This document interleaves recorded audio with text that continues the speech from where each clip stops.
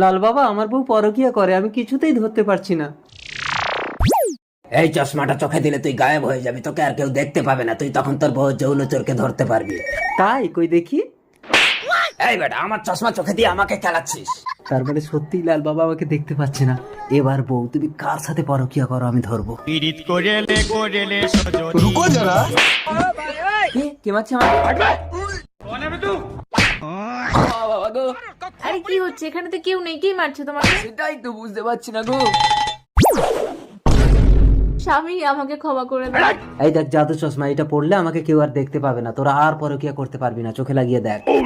তাই কই দেখি। এই তুই আমার চশমা পরে গায়েব হয়ে আমাকে লুটাতিস, দাঁড়া তোর ব্যবস্থা করছি। Hello police.